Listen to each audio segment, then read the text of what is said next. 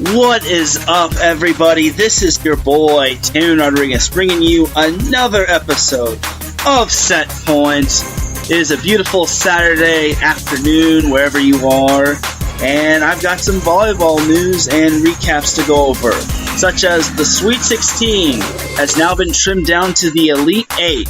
Which teams are still alive, and which teams are out of here and skedaddled here.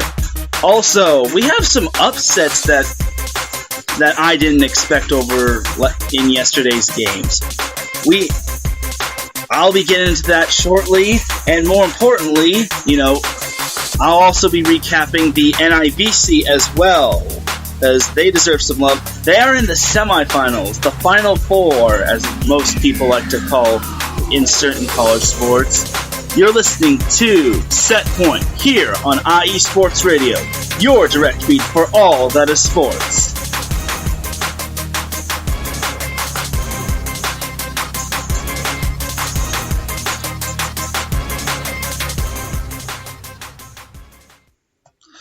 Welcome, everybody. Like I said, this is your boy, Teran Rodriguez, welcoming you to another episode of Set Point. Like I said, it's a beautiful Saturday afternoon, and it's time to recap some volleyball. So, like I said, the Sweet 16 happened yesterday, or the regional semifinals, as you fancy people like to call it, and we'll see who's in and who's out. Let's start from the top left-hand bracket, starting with Baylor and Purdue. On paper, this seemed to be a mismatch, but, Baylor won this one in 4 sets. Baylor, to me, was the straight-up more dominant team. It was obvious. Yasonia Presley obviously had a great game for them with 15 kills. She had 8 hitting errors, and she did hit 194, but that's all right, One player who also stood out was Mariki Vandermark, who had a season high of 16 kills and hitting 464, which is pretty good, actually. Gia Milana also had 13 kills and only had 3 hitting errors. She also hit 500 for the match. So, like I said, it wasn't just it's not a Yasonia Presley show. It's basically a whole group effort from Baylor. This is definitely Baylor's best team in forever. So, and they're off to the regional finals for the first time in team history. So, big ups to Baylor. Let's hit the applause button for them.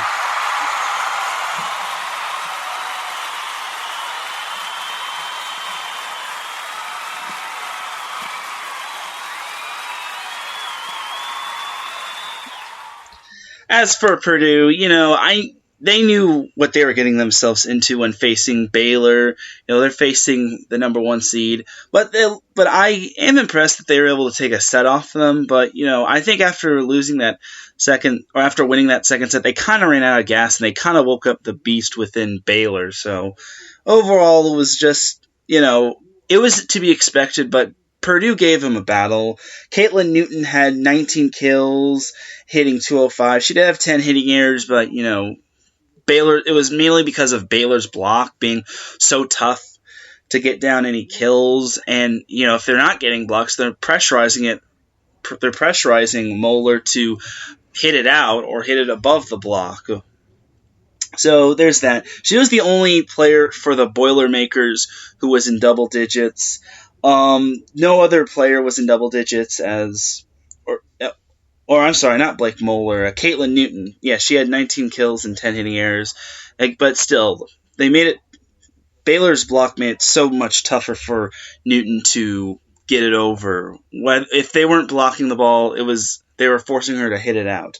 Blake Moeller and J.L. Johnson each had 8 kills. So that was that for Purdue. Again, it was to be expected, but they had a great run. They weren't on anyone's radar to begin the season. Then Big Ten conference play happened, and then they started making themselves known, especially with that win over Nebraska. So congrats on a great season, Purdue. But Baylor's off to the Elite 8 or the regional finals, where they will face the winner of the Washington-Kentucky matchup. That matchup was won by Washington, who took down Kentucky in 4 sets. Kind of what I expected, except I was thinking that this game was going to go 5. 8 versus 9 is always the very interesting matchup, considering those two teams are right behind one another, and basically they're just straight up almost evenly matched. And so the committee got that one right. Washington was led by none other than Kara Bejema, who had 24 kills, and she had a hitting percentage of 400, which is very impressive. And she chipped in 13 digs, too. So those, to me, are kind of like Madden numbers. And, Kara Bejema has just been straight up phenomenal. Claire Hoffman and A.V. Nice also had big games. They both each had 8 kills. Nice had only one hitting error for a hitting percentage of 538, which is pretty cool. And LMA Powell had 4 kills as well, and she's the setter of the team. So it's great to see her getting in a couple of dumps, as which is basically like a tricks. Which is okay. The definition of a dump, it's not that type of dump. The definition of that dump means it's faking out the defenders, thinking that the setter's going to set the ball, when in reality, she just attempts to get a kill over the net. So that's the definition of a dump. It's not that type of dump, so don't get the wrong idea. So yeah, it was great to see LMA Powell holding her own at the setter position, and Shane McPherson was also phenomenal at the libero position. She only had 8 digs, considering Bejema was digging up everything like a construction site. But McPherson was definitely holding her own at the libero position. And overall, Washington was just a little bit more battle tested. Kentucky also had a great game. Kentucky was totally the opposite of Washington. They had more than one player in double digits in terms of kills. Leah Edmond had 17 kills and a hitting percentage of 205. Leah Meyer and Allie Stumler, as well as Caitlin Cooper, each had 10 kills. Cooper hit 333, which is pretty good, and Meyer hit 571 and only had 2 hitting errors. But it was not quite enough. Kara Bejema was just too much for the Wildcats, as Washington advances to the regional finals, or the Elite Eight, where they will face number 1 Baylor in the regional finals tonight. And that's going to be an interesting matchup. I will get into that matchup momentarily. Now let's dip into the bottom left-hand bracket, the bottom left-hand portion of the bracket, where we had number 5 Nebraska beating number 12 Hawaii in straight sets. I was quite impressed with how Nebraska pulled off this win. I mean, granted, it wasn't an upset. I picked Hawaii to pull off the upset, not just because of Big West bias, but just because Hawaii was playing its best volleyball, and they have great senior leadership, and they have great leadership overall. And because Nebraska has no seniors on their team, and they kind of lack the experience. But Lexi Sun, man, the junior had 14 kills with a hitting percentage of 619. That's very impressive, and she had 21 attempts. That's very impressive by her, considering she's only a junior. She's very, she actually appears to be shorter than normal, but, to me, she's pretty tall. She's 6'2", but she feels like she's 7'2". Her wingspan is very impressive, and she also chipped in 9 digs as well, so that was pretty good on her part. Lexi Sun has been a catalyst for the Cornhuskers, especially in this tournament and from last year, considering Nebraska lost a bunch of players, so there's that. Jazz Sweet also had a good game with 12 kills and only 2 hitting errors for a hitting percentage of 345 off of 29 attempts. So very impressive by Nebraska and its hitters. Maddie Kubiak had 7 kills, but with how much Lexi Sun was dominating, Nebraska was definitely good in terms of hitters. So and also Lauren Stivrins had 7 kills as well. So that was impressive by Nebraska. So As for Hawaii, they were led by Brooke Van Sickle, who had 14 kills, and McKenna Ross, who had 10 kills. And Hannah Helvig, the Big West Player of the Year, had 6 kills. Noreen Ayazia also had 6 kills, along with 19 assists and 13 digs in her final game of her volleyball career. It's not going to be the same without her at Hawaii, but, Hawaii always reloads. They never rebuild, they reload. So there's that. But yeah, again, I was surprised that this one was a sweep. I guess Nebraska still had a bit more in the tank when it came to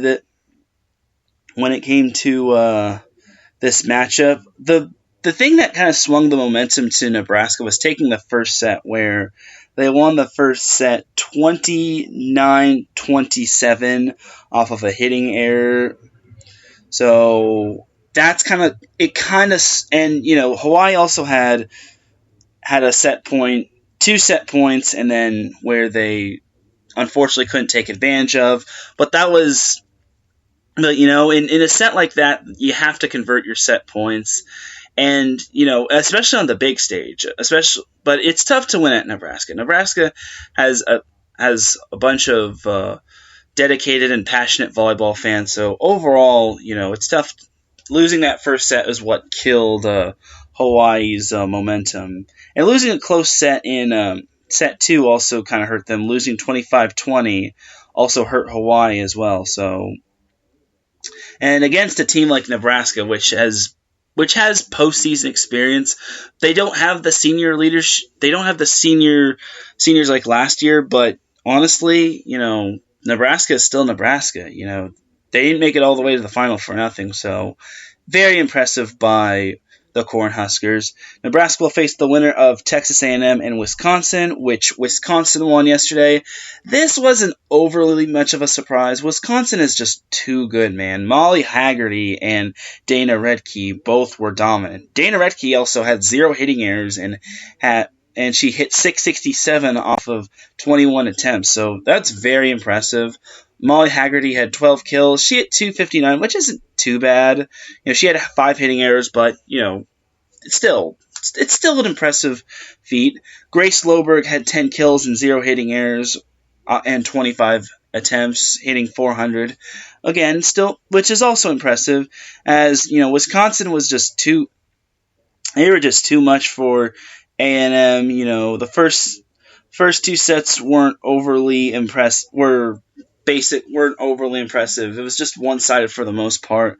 And then Texas A&M tried to make something happen as they were neck and neck with the Badgers it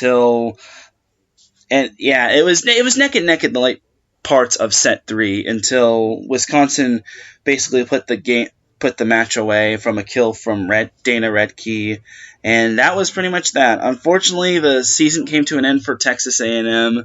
But, I don't think too many people expected the Aggies to go that far. And, not many people expected the Aggies to have the season like they had this year, considering they played in the tough SEC. But, impressive season for Texas A&M. Big shout out to H-Town Blake Henley, who's doing it big, we see you. As for back to Wisconsin, they advanced to the regional final or the Elite Eight, where they'll play Nebraska. Interesting Big Ten matchup right there, which I'll be getting into a little later. Now let's go into the top right-hand bracket, where Stanford outlasted Utah yesterday. This was not that surprising. I knew Utah was going to give Stanford its first challenge, especially since Stanford blew by Denver and Cal Poly in the first 2 rounds. Utah, they proved why they got this far.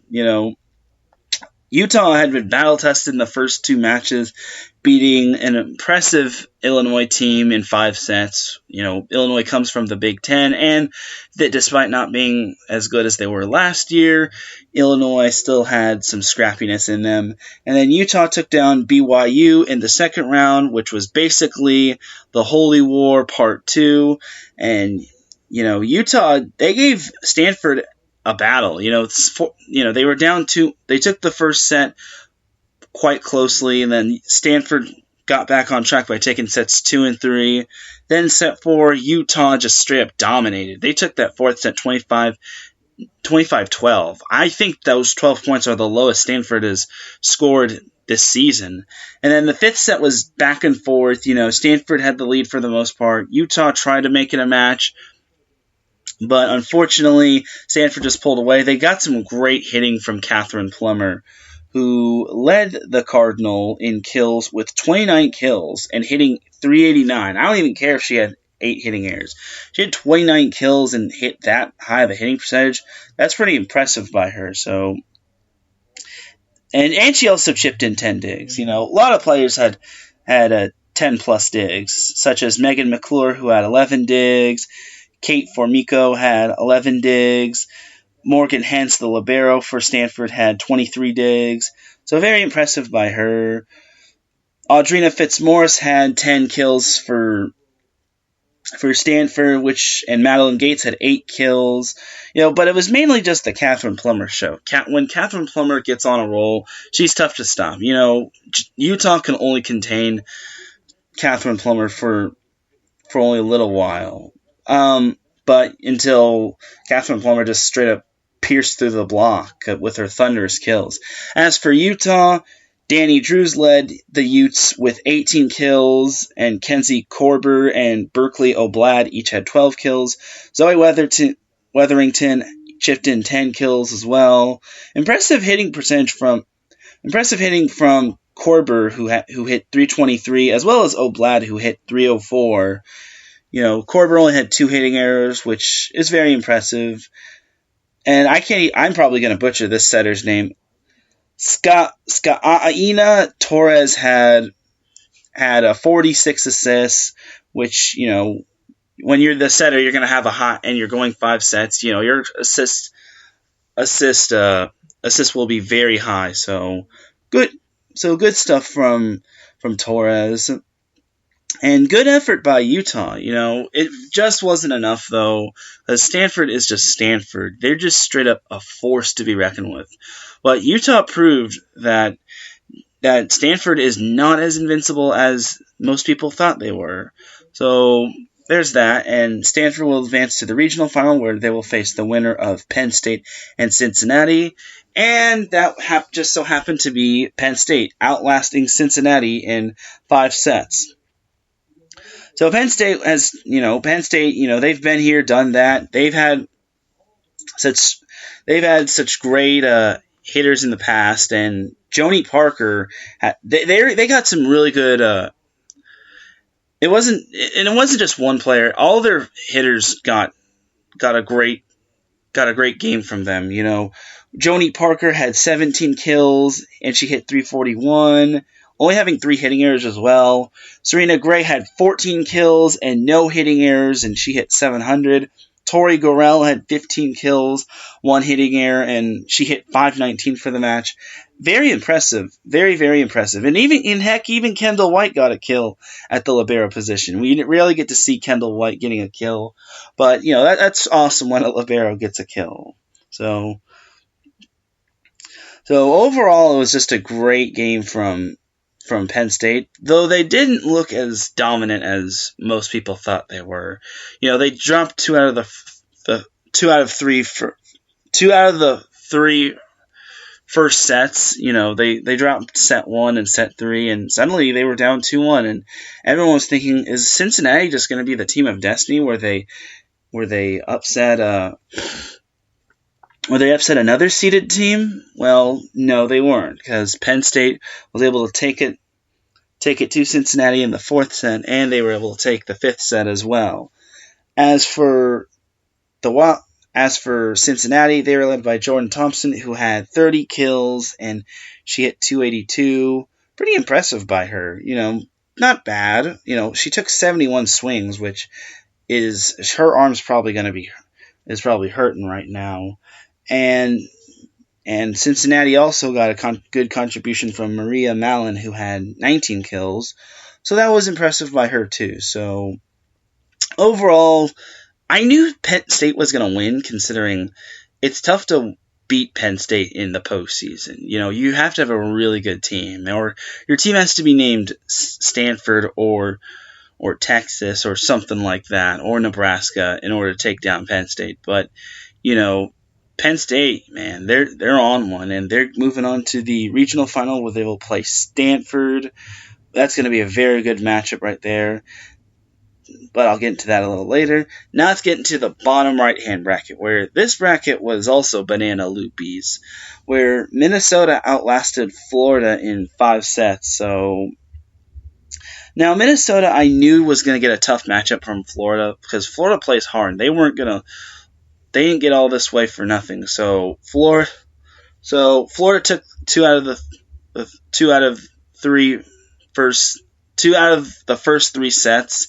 But then Minnesota just took the next 2 sets by force, and then the 5th set. 5th sets are always tough to win, especially when you're playing on the road. So, Minnesota just got it rolling after the score was pretty much on top from the get-go.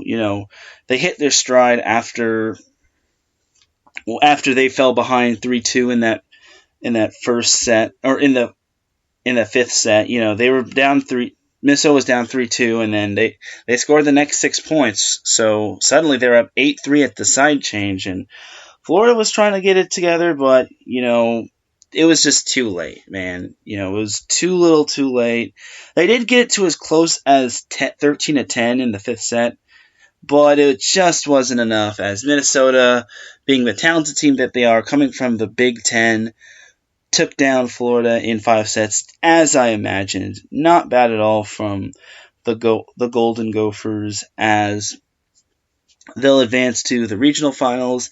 Minnesota was led by Alexis Hart, who had 16 kills and 3 hitting errors. Only 3 hitting errors, hitting for .342.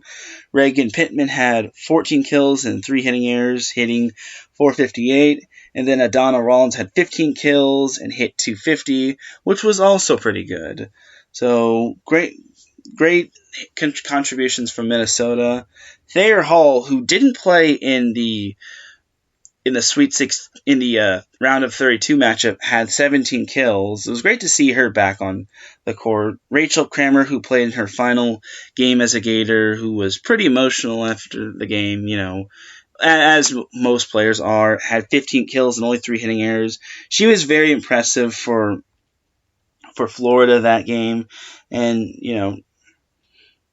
and she also had 4 blocks, 1 solo stuff, and 3 block assists, which was was impressive. Holly Carlton and Lauren Dooley also chipped in, and Maya Skolowski also chipped in, had some good contributions at the when it came to kills, as Carlton had 9 kills, Dooley had 7 kills, and Sokolowski had 8 kills. But, Florida, they're still a bit young. I think they only had 4 seniors, I want to say. But, Minnesota being very talented and just being at home, they're tough to beat at home, man. They're on one when the bigger the matchup, the better Minnesota plays. And, last year was just a fluke. Last year, Minnesota was the 2 seed. They lost in the Sweet 16. So, overall, Minnesota is proving that they belong in this tournament. So, Minnesota is going to advance to the regional final, or the Elite Eight, as you kids like to call it, where they will face the winner of Texas and Louisville, which just so happened to be Louisville pulling off the big upset against Texas. I was very surprised at this matchup. I said that Texas was going to win this one quite easily, that they were going to sweep their way to a victory, when in the harsh reality, Louisville, they're the team of destiny. I think they could be the Cinderella of this tournament. They've pulled 2 upsets. They beat West Kentucky in the round of 32, and then they beat Texas at Texas in the Sweet 16, which oh my gosh, like it seems like whoever is the number 2 seed is not safe when it comes to being the number 2 seed. So Louisville actually took the first 2 sets, and I was impressed. I really couldn't believe that they pulled off that they were going to pull that upset off. And then Texas, man, they started to turn the tables in that matchup. So, which, I knew that Texas was going to battle back. I wasn't overly surprised, but the 5th set, Louisville was able to come on, and they managed to get contributions from Iko Jones, who had 23 kills, which, very impressive. It's not just impressive; it's super impressive. As she was just strong, man. She's a redshirt freshman, and I believe she's from Jamaica, and she just had the game of her life. She's a redshirt freshman. She looked like she was just a stud, man. Just amazing. So overall, and Anna Stevenson also had 14 kills too. So overall, Louisville was just straight up dominant, man. They were balling out. They had nothing left to lose when it came to playing Texas. As for Texas themselves, they were led by Micaiah White, who had 20 kills. Logan Exelton had 17 kills, and Breon Butler had 12 kills. Believe it or not, this team served pretty well. They got 8 service aces, and they still lost, which... but at the same time, Texas had a lot of service errors. I want to say they had 5 plus 3 plus 2. They had 15 service errors. You can't really you have to serve tough at the college level, but at the same time, you cannot have that many service errors on the big stage. Many Texas fans were pretty disappointed, and they were also disappointed in the crowd, which, they had, I was told that those students had finals. So overall, I'm quite shocked that Texas lost. Texas, was one of the heavy favorites to actually win the whole thing. But, it seems like the number 2 seed isn't the safest. This is the second straight year that the number 2 seed lost in the round of 16, which, I didn't think that it was going to happen, because Texas is a very good program, especially with the players they have. So overall, Louisville is just straight up on a whole nother level. They're playing. It seems like they are Pitt, and they're Pitt, and Pitt is Louisville, which, it's quite odd to say, but Louisville looks like the ACC champion, and Pitt looks like the second or third place team, especially with what happened. But, this is the NCAA tournament. Everything, well, the season it's a whole different season. So overall, you got to give it up to Louisville. We got to hit the applause button for Louisville real quick.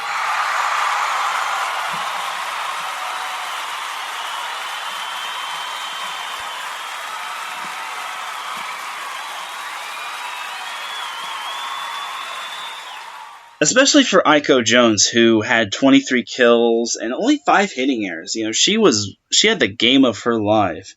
She also chipped in 7 digs as well, and she also had 4 block assists.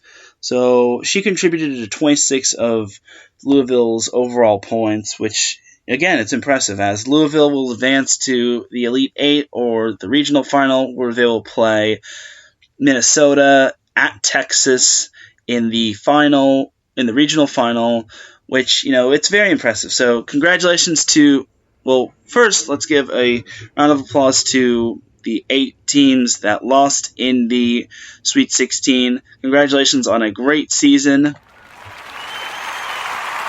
To get that far is impressive. Some teams lost. Some teams had the unexpected loss, which they were hoping they were going to have a better result. But, to get to the Sweet 16 is no easy feature, especially against certain ranked teams. So you have to give it up for Purdue, Kentucky, Hawaii, Texas A&M, Utah, Cincinnati, Florida, and Texas for getting to the Sweet 16. So that's impressive. As for the Elite Eight, congratulations. You are now in the regional final, and you are part of the Elite Eight. So,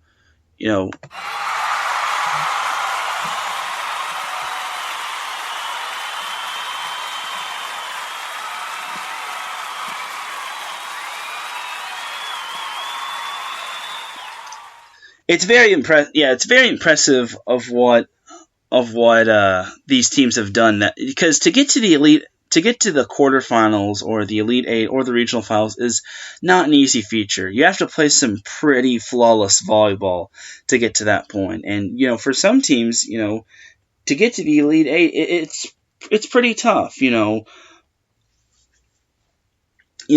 Especially for Louisville's case, the top 8 teams, the top 8 seeds are in.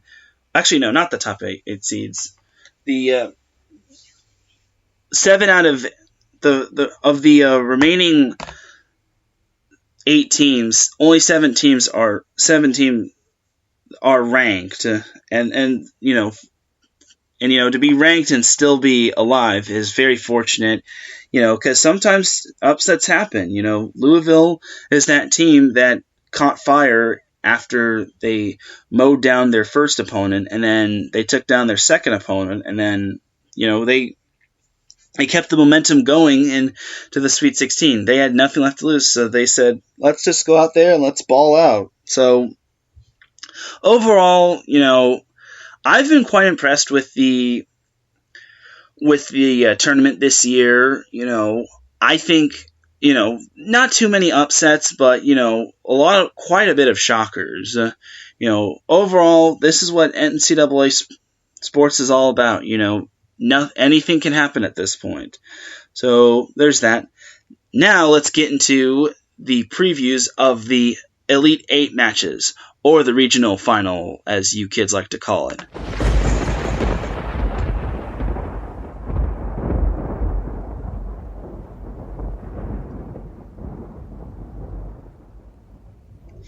All right, so first matchup is Baylor versus Washington. To me, on paper, this looks like a mismatch, considering Baylor is having the best season of its life. But, Washington is still Washington is still up there. Washington is also having a great year. They're a Pac-12 team not named Stanford that continues to do well. And, Kara Bejema is just a force for the Huskies. She is basically a one-crew army. Now, can she alone carry Washington to victory? Absolutely not. Washington needs everybody to go full force against Baylor. And that said, Baylor to me is just a better team. Overall, and they just have more talent and more in the tank than Washington. I do expect Washington to give them a good matchup, but no team is safe and no team is invincible, and that's the same way for Baylor. But I gotta take Baylor in 4 sets at least. Carr is gonna go out on a big note, but if she has a big game and she gets it going, Baylor could be in for a rough ride, but I think Washington has shown it as hit its stride as of late. They kind of had, in Baylor's defense, Washington did have 2 semi-easy matchups, and then they faced Kentucky, where Kentucky almost forced a 5th set against Washington. But, Washington just pulled away because of Kara Bejema. Baylor, to me, is just the better overall team. They play a better team game.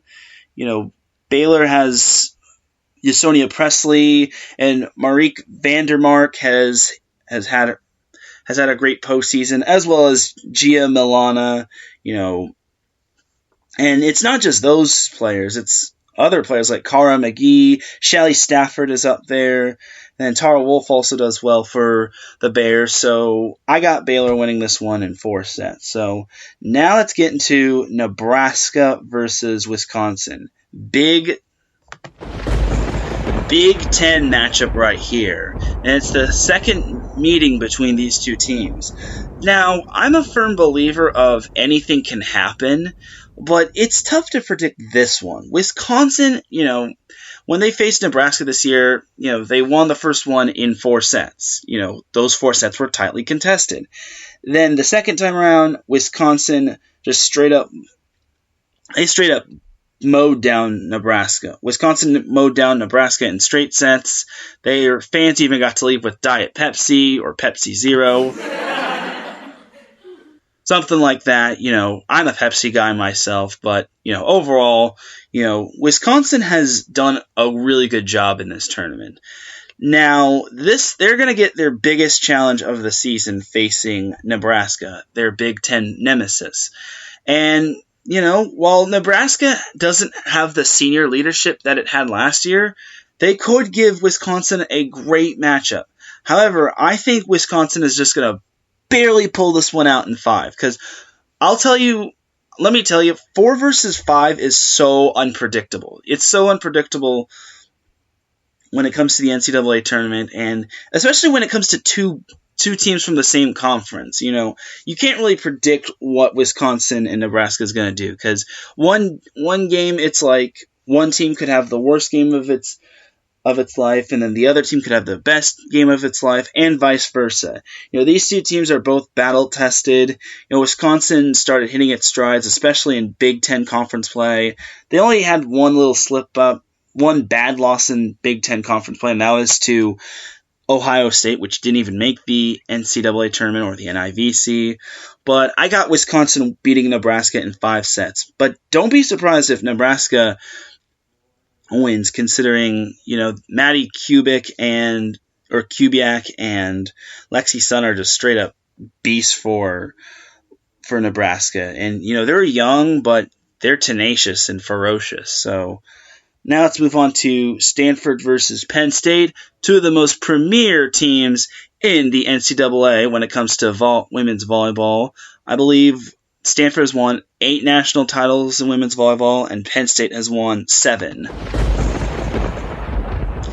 Epic big-time matchup here, as Stanford will be playing their last game at Maples Pavilion, while Penn State will look to take down the Cardinal at Maples Pavilion.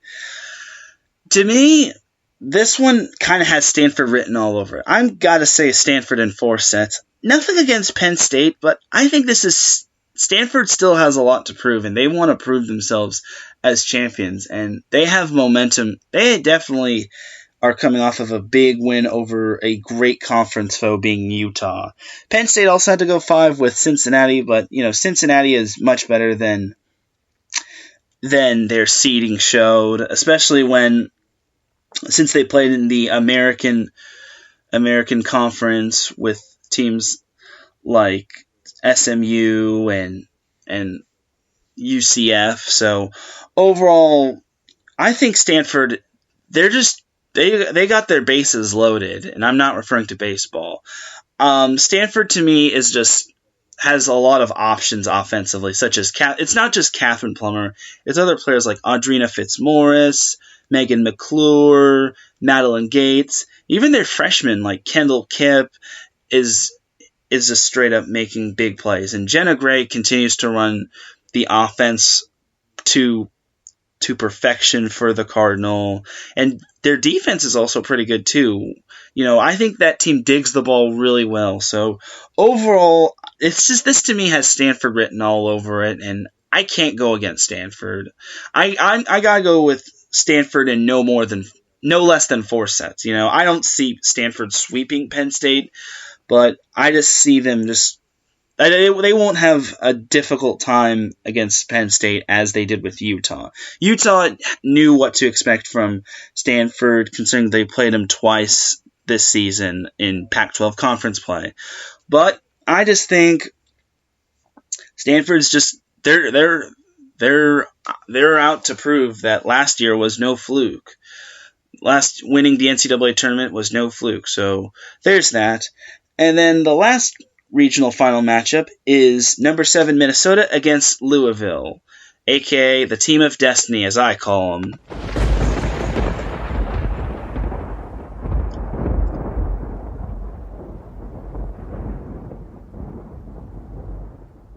So Minnesota is proving that last year was just a fluke. Last year losing in the Sweet 16 was a fluke.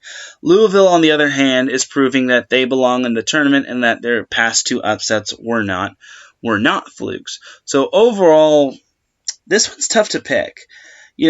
Louisville, they've come on in the NCAA tournament. They are playing their best volleyball as of late. Minnesota, they had to. These 2 teams both had to get past their second and Sweet 16 matchups in 5 sets. Minnesota beat Creighton in 5, and then Minnesota beat Florida in 5 in the Sweet 16. Louisville took down number 15 Western Kentucky in 5, and they took down number 2 Texas in 5. So it's tough to pick a winner between these 2 teams, especially since they're both playing great volleyball as of late. I gotta go with Minnesota, though. I think Minnesota is, again, they're out to prove that they are indeed amongst the elite. And God knows how long it's been since Minnesota's won an NCAA Women's Volleyball Championship. It might even be their first time winning the NCAA Women's Volleyball Championship. I'd have to double check that. But I think Minnesota is gonna. Unfortunately, I think the magic is gonna stop with Louisville. If Louisville does pull off the upset, then I'm going to eat a lot of crap tomorrow or the next time I do set point, considering Minnesota, they're just an elite program, and they play in the Big Ten. Big Ten teams are so much more different than other teams, except for like Pac-12 or SEC teams. So overall, I think Minnesota's going to probably win this one in 5. Since both of these teams have gone 5 sets in their past 2 matchups against their respective opponents, I got to go Minnesota over Louisville in 5. But don't be surprised with how Louisville is played. I think Minnesota has the experience in the Elite 8 or the regional finals. And while this is going to be a neutral site, I just straight up think that Minnesota's going to be a little bit of a cut above Louisville. So overall, I got to go with Louisville or Minnesota in 5. So those are my picks. I did not do well in my Sweet 16 matchups. I think I know I got Hawaii, Nebraska wrong, which to me was my bad. Actually, that was my only loss. Mispredicting Texas horribly. I said Texas was going to straight up dominate Louisville, which, well, that didn't age well. But overall, hopefully I get a perfect score when it comes to the Elite 8. But, I'm not perfect. I'm only human. Now let's get into the NIVC Final Four. And the NIVC tournament has definitely lived up to its reputation. It has just been straight up good. The quarterfinals were great and cooked to perfection. I wouldn't say cooked, but they were just amazing. South Dakota in round 3 or the quarterfinals, South Dakota outlasted UT Arlington in 5 sets to advance to the semifinals. Tulsa outlasted Weber State in 5 sets, as Tulsa and South Dakota will face each other in the semifinals tonight at South Dakota. Then we have Georgia Tech taking down Liberty in 3 sets, in straight sets, as they'll advance to the semifinals. And then TCU, the little engine that could, TCU was just straight up, they continue their miracle run through the NIVC as they swept Colgate in 3 sets, winning 3-0, and they'll advance to the NIVC semifinals, where they will play at Georgia Tech tonight at 7 p.m. Now let's get into the semifinals. I am using the thunder and lightning button too much, but I don't care. I love using the sound effects. It's pretty amazing, to be honest. So, South Dakota and Tulsa. Tulsa, they're having such a great tournament run, beating UC Davis, then beating a tough Santa Clara team, then outlasting Weber State. As for South Dakota, they got their first challenge taking down UT Arlington. But I gotta go with South Dakota. I think South Dakota is the most complete team of the tournament. I'm not saying that just because they're the number one overall seed, but I just think Tulsa is just straight up a more complete team. They had a great run this year. Like they only have 2 losses on the season, and one of their losses came in their conference tournament, which kind of cost them a spot in the NCAA tournament. They lost in the conference semifinals to Omaha, which, if you're South Dakota, you're kind of kicking yourself because Omaha straight up laid a kind of a goose egg against Denver in that tournament, in the conference tournament. But overall, I think South Dakota is going to take down Tulsa in 4 sets. Now, as for Georgia Tech versus TCU, we have 2 teams, the tale of 2 different teams. Georgia Tech tying for second in the ACC, but still not getting into the NCAA tournament, having gotten ousted, having gotten underpicked by teams like Florida State, Louisville, and Notre Dame. As for TCU, they were one of 2 teams that finished with a record under 500 that is in this tournament, but they are not letting their record define them. They are the definition of anything can happen in the postseason. So Georgia Tech versus TCU. It's tough to predict this matchup. And, Georgia Tech has the home court, and TCU does have to travel. But consider this. TCU is playing its best volleyball in this tournament. They kind of fell behind the 8 ball in Big 12 play, playing backseat to teams like Oklahoma and Texas and Baylor. But now they get a new fresh start when it comes to the season, and they're making the most of their new fresh start, and they're basically just playing lights out when it comes to this tournament. So it's tough to pick between Georgia Tech and TCU.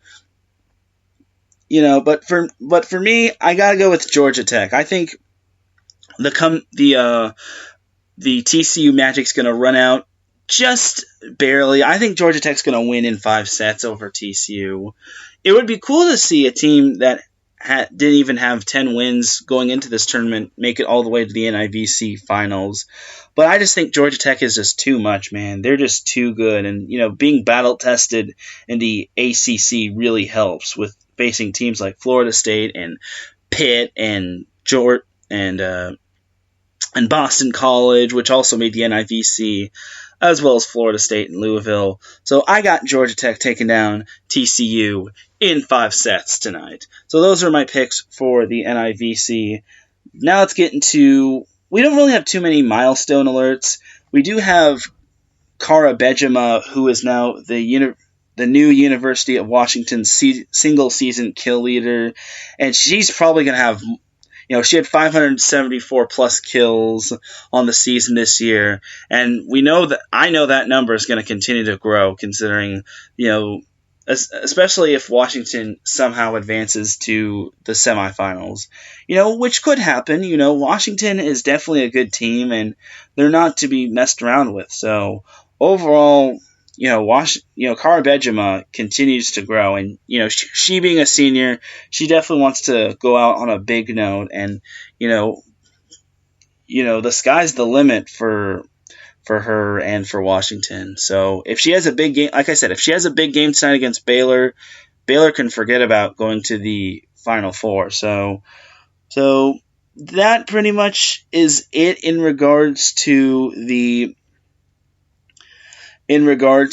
everything, in this news, there was some saddening news that Texas State's women's volleyball coach, Karen Cheesom, has stepped down after 40 years, which is saddening, but, it kind of was expected. She's been coaching that team for 40 years straight, and she's had multiple success with the Bobcats. So it's tough to see her go, but it's tough to see her retire. But I was glad to have met her that one time, and she is definitely a dadgum good coach. And dadgum is one of her hometown favorites, and I even quoted her on that, which was pretty funny. So congratulations to Karen Cheeseum on an amazing coaching career. Enjoy retirement, and we shall send you off with this applause button.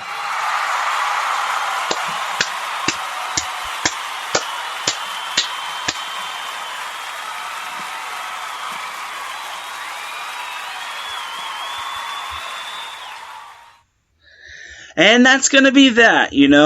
This was a little bit of a shorter episode, but, we don't have too many matchups to go over. The NIVC is in its final 4 teams with only 2 matchups, while the NCAA tournament is in its final 8 teams with only 4 matchups tonight. And I am looking forward to these matchups. And on that note, thank you all for tuning in to another edition of Set Point. And as my boy Larry B would say, cue the music, 'cause we're out of here. Once again, this is your boy Teran Rodriguez signing out. You can catch me and follow me on Twitter at Teran Rodriguez1. My first name is spelled Teran, and then my last name Rodriguez has a G in it, and then the number 1. So once again, that's at Teran Rodriguez1 on Twitter, where I'm pretty much going to be talking volleyball and going to be covering other sports. So thank you all for tuning in once again. Feel free to continue your support of IE Sports Radio, and feel free to continue to check out all of our other shows. So thank you so much for tuning in to another edition of Set Point. I'm Teran Rodriguez. I will see you all next week. Have a great day, and have an amazing rest of the weekend.